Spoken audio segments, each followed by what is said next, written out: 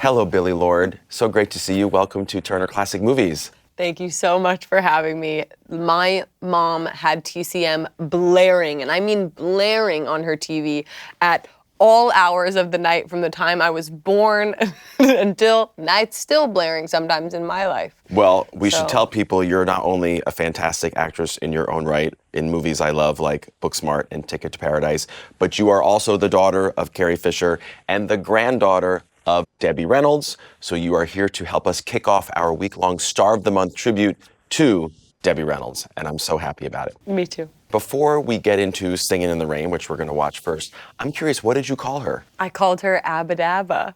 No, you did not. Yeah, from 2 Weeks with Love. Abba Dabba Dabba Dabba Dabba. Yep. She actually wanted me to call her Sparkle Gran. This is why I'm wearing sparkles. Or Grandmama.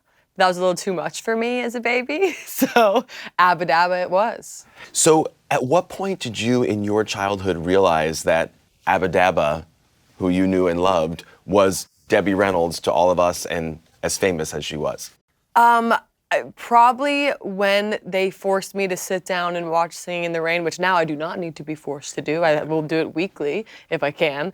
Who's they? Who forced you? My mom and grandma would force me to watch their movies to think they were cool, because like any other kid, I was like, ugh, like these annoying ladies, what's going on? And they're like, no, we're not that annoying. We tap dance, like it's cool. So they sat me down to watch it, and I was absolutely blown away to the point where I desperately wanted to learn to tap dance. So I started taking tap at her dance studio with her old stand-in and learned Good Morning not as well at all. There was no couch involved, and It was less dangerous. It's a very hard number. It's a very hard number. I was not very good at it. So let's talk about Singin' in the Rain, of course, from 1952 with Gene Kelly and Donald O'Connor and Abba Dabba, Debbie Reynolds.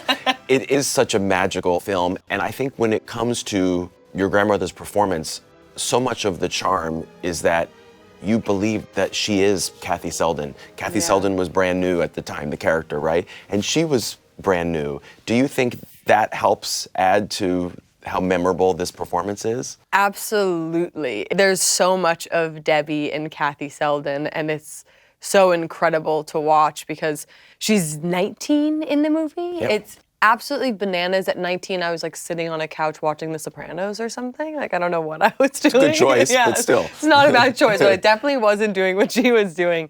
And it's just incredible to see that she came from El Paso, Texas, won a beauty competition, and then was just this magnetic, incredible star in this movie.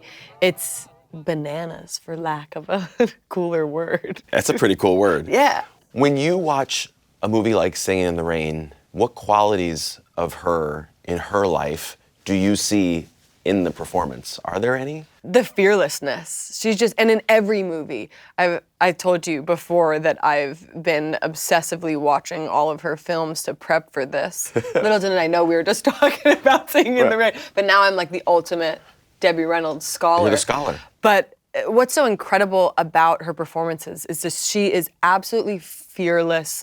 She throws herself into everything she does with such gusto and doesn't really care what anybody thinks.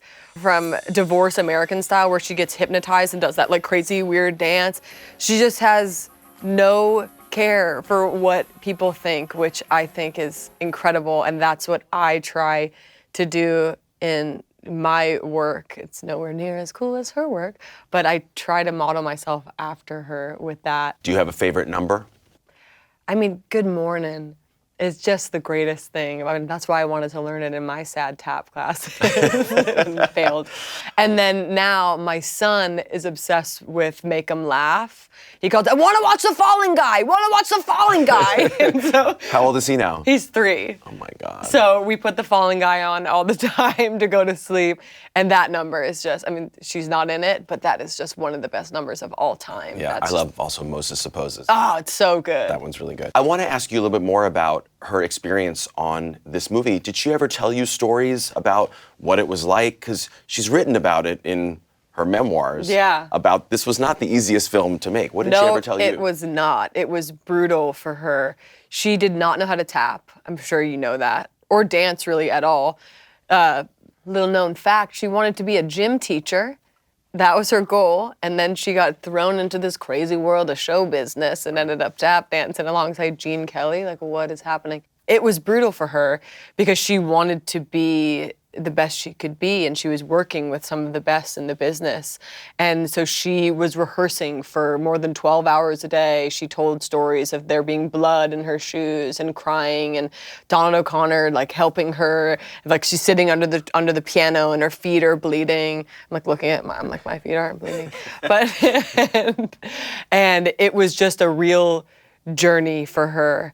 But look at the final product. I think it's worth it. I'm sorry for her toes. Yeah, and the irony from what I understand is that after all of the foot bleeding, they basically used the first take of Good Morning. Yeah, which is insane. I'd love to see the last take if they were all just like... I bet she was a total trooper throughout the entire thing. I'm sure that smile was on her face the whole time. That's the crazy thing about her. It's interesting because she has such an innocence in this movie and so many others, but then my sense of her was that she also had a pretty acerbic and wicked sense of humor. Oh, yeah. So how did those two things balance out?